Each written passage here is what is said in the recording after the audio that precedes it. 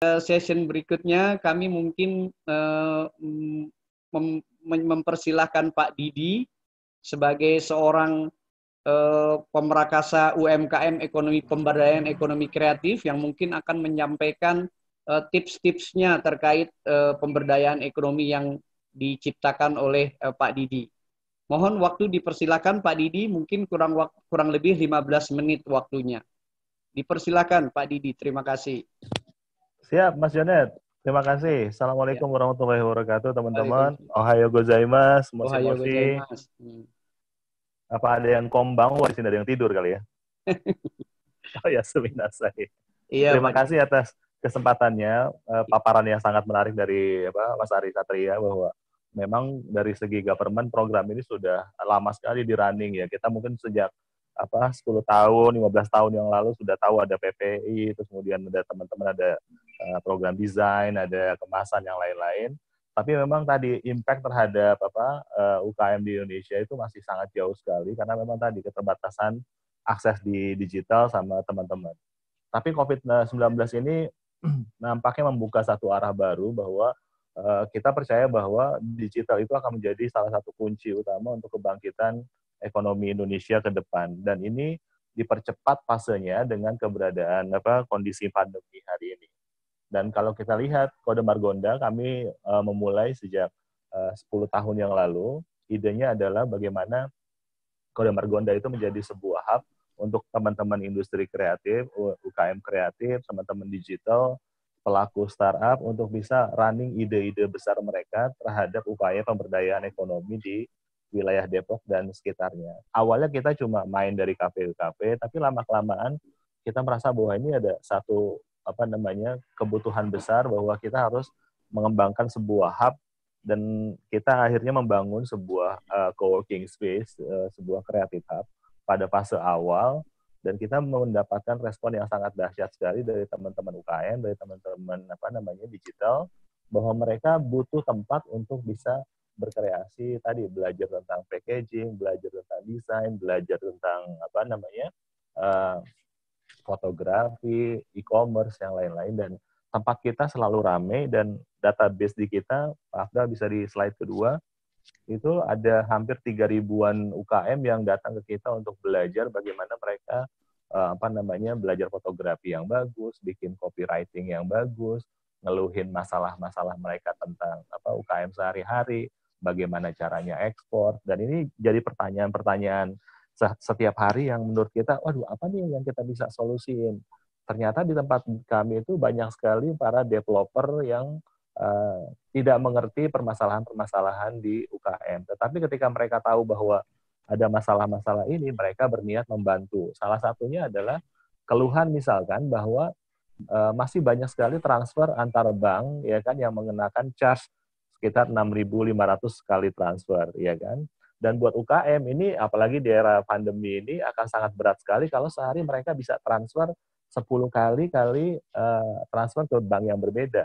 Itu 6.500 kali 10 aja 65.000, ya kan? Nah, 65.000 kalau dikali 30 hari mereka bisnis, berarti udah hampir 2 juta, ya kan? Nah, jangan-jangan itu adalah hasil keuntungannya mereka, margin mereka selama 1 bulan, ya kan? Habis hanya untuk masalah transfer ini, gitu kan? Nah, akhirnya ada satu startup di kami yang jadi host di tempat kami, bikin satu aplikasi yang memudahkan untuk transfer antar bank gratis. Dan ini alhamdulillah sudah jalan sejak 4 tahun yang lalu. Teman-teman bisa download di flip.id, silahkan. Itu idenya sebetulnya membantu para UKM untuk bisa mendapatkan sedikit margin dari biaya transfer mereka. Dan itu, teman-teman tahu kalau biaya transfer antar bank itu di Indonesia ternyata sampai dengan 50 miliar kali setahun. Kalau dikali 6.500 berarti kan sudah kebayang. Hampir berapa Pak Ari? 35 triliun. Uang kita habis hanya untuk permasalahan transfer antar bank gitu kan. Dan ini yang sementara di luar negeri mungkin kita nggak dapatkan permasalahan-permasalahan seperti itu. Jadi cost administrasinya sangat tinggi sekali gitu. Dan dalam waktu yang singkat, startup ini menjadi satu fenomena di Depok dan di Jawa Barat, bahkan di Indonesia. Akhirnya transaksinya hari ini sudah mencapai sekitar 4 triliun rupiah. Jadi ini menjadi menarik sebetulnya bahwa kita bisa membantu UKM-UKM itu untuk bisa melakukan sebuah movement penghematan efisiensi, apalagi di era pandemi ini dengan cara-cara yang berkolaborasi. Hari ini kita nggak bisa lagi melakukan semuanya sendiri, semuanya harus berkolaborasi. Kita sebutnya kolaborasi is new currency. Kolaborasi adalah mata uang baru. Jadi hal-hal yang selama ini nggak mungkin, hari ini menjadi sangat mungkin. Kode Margonda hari ini mempunyai sekitar 20-an lah startup binaan di kita, bekerja sama juga dengan Universitas Indonesia, kita bikin akselerator untuk para startup. Tapi memang tujuan utama membantu UKM ini menjadi satu paket simultan yang nggak terpisahkan. Karena kita merasa bahwa UKM itu nggak akan bisa bergerak maju, apalagi tadi Pak Ari cerita banyak sekali problem-problem yang disampaikan oleh Pak Ari, ada masalah packaging, masalah fotografi, masalah kemasan, izin ekspor, ya kan, PIRT, terus kemudian halal, masalah yang lain-lain. Itu UKM kita tuh sangat terbelenggu untuk bisa bergerak bebas. Makanya kita agak kaget-kaget ketika kemarin kita berangkat ke Cina sama teman-teman ngelihat Cina itu ada satu startup, mungkin kalau teman-teman tahu Alibaba misalkan, itu mampu menggerakkan UKM-UKM di desa dan menjadikan mereka sebagai eksportir base, jadi desa eksportir. Dan mereka itu punya 18.000 desa eksportir hari ini, yang kalau kita pesan buah jeruk 1 kilo dari Yunan misalkan, itu bisa langsung dikirim dari mereka, karena mereka udah ada di logistik gudangnya. Dan itu sangat menarik dan langsung bisa dikirim melalui platform Alibaba sampai ke Indonesia. Jilbabnya juga lebih murah buatan mereka, 9.500 satu helai gitu. Artinya bagaimana kita bisa bersaing di era seperti ini, ya kan? Nah, hal-hal seperti ini menjadi concern kita bahwa banyak yang harus kita lakukan untuk bisa melakukan improvement terhadap kualitinya UKM. Makanya yang pertama selain kita menyiapkan tempat, yang pertama adalah creative hub, co-working space dan office buat mereka, buat ngobrol, diskusi, ngantor, bikin training, pelatihan, workshop, terus kemudian sampai perizinan kita bantu di virtual office, pembuatan PT, legal, segala macam. Yang kedua, kita masuk ke fase selanjutnya, kita membuat namanya makerspace. Tadi seperti Pak Ari bilang bahwa UKM kita modalnya sangat terbatas, tapi mereka harus belajar juga upgrading skill, mereka belajar printer 3 dimensi, belajar desain, belajar packaging yang bagus, woodworking class, dan itu akhirnya kalau satu mesin kita pakai bareng-bareng, itu bisa. Jadi tidak semua harus punya mesin sendiri, mesin kemasan, mesin cetak, mesin printing, kain misalkan. Itu kalau satu terus kemudian dipakai bareng-bareng. Prinsipnya seperti itu. Dan itu berlanjut lagi ke fase yang ketiga. Kita alhamdulillah sudah buat yang pertama co-working space. Dulu ketika kita mulai 10 tahun yang lalu, itu cuma ada 2 di Indonesia co-working space. Yang pertama Koma di Jakarta, dan Koma beneran udah meninggal, udah mati, udah tutup. Yang kedua Kode Margonda di Depok gitu. Alhamdulillah sekarang kita punya hampir 534 jaringan co-working space di seluruh Indonesia, dan ini menjadi sebuah pergerakan baru, pergerakan ekonomi baru, model-model yang nggak pernah terbayang sama sekali. Apa yang di-running semua yang biasanya tersentralisasi menjadi terdesentralisasi dan terkolaborasi dengan baik. Teman-teman bisa mengakses perkembangan terbaru tentang ekonomi, digital, dan yang lain-lain, itu langsung di tempat kami. Jadi mereka bisa menjual produknya, bagaimana bikin ads di Facebook, iklan di Instagram, iklan di Bukalapak, atau bikin cloningan toko sampai punya 1.000 toko di Tokopedia. Hal-hal seperti itu nggak pernah terbayang sama sekali, dan sekarang sudah mulai dilakukan. Nah, yang kedua, kita membuat skill-skill hardware-nya, makerspace-nya. Kelas pertukangan, kelas desain, kelas printing 3 dimensi. Semuanya di satu tempat, di tempat kami, teman-teman UKM bisa pakai dengan harga yang sangat murah sekali, bahkan kalau mereka punya surat rekomendasi dari lurah, dari warga tidak mampu, mereka bisa pakai tempat kita gratis. Nah, yang ketiga, mimpi kami adalah membangun namanya food lab.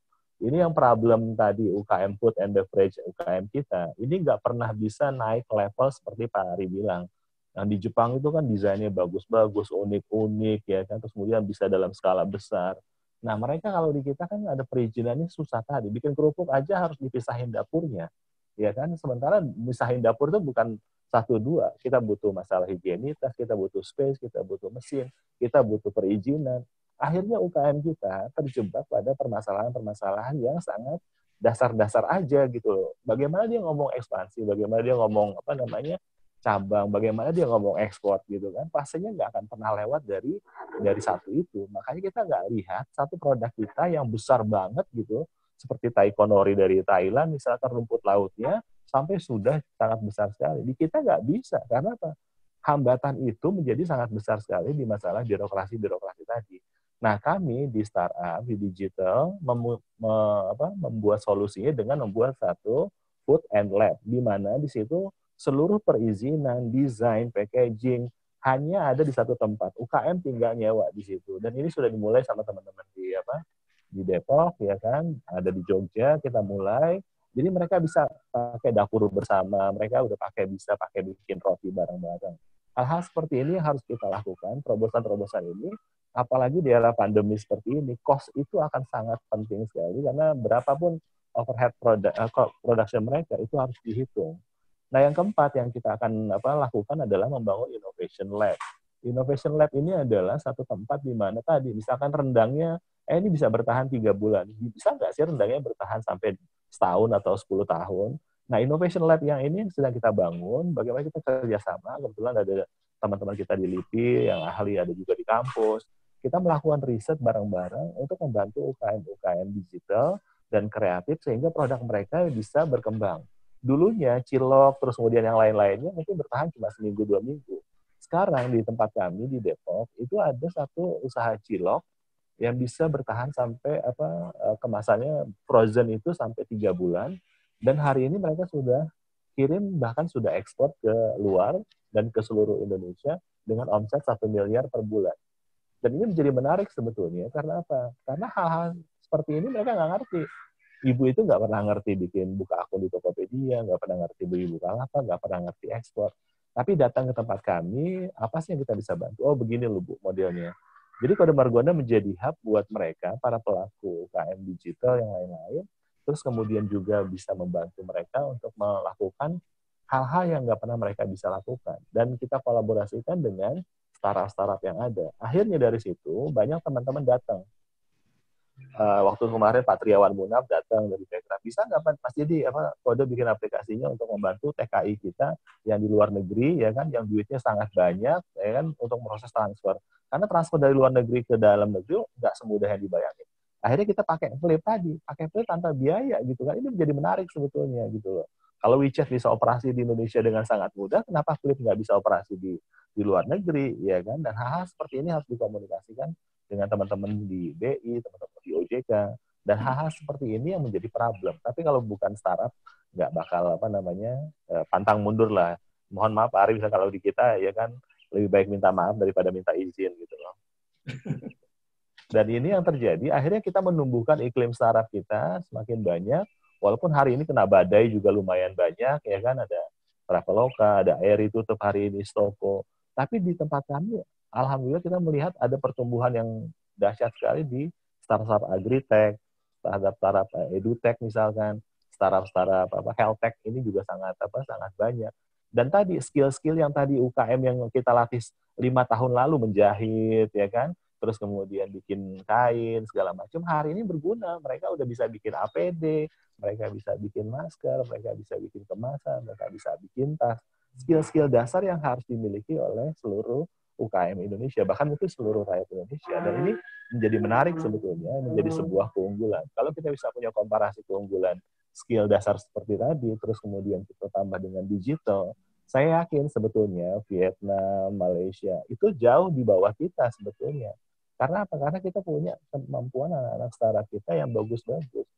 Saya keliling-keliling juga Pak Ari, tempat juga jalan ke Estonia, ke Finland, ITPC. Saya sempat ke ITPC Hamburg, ke ITPC Johannesburg juga di Afrika Selatan.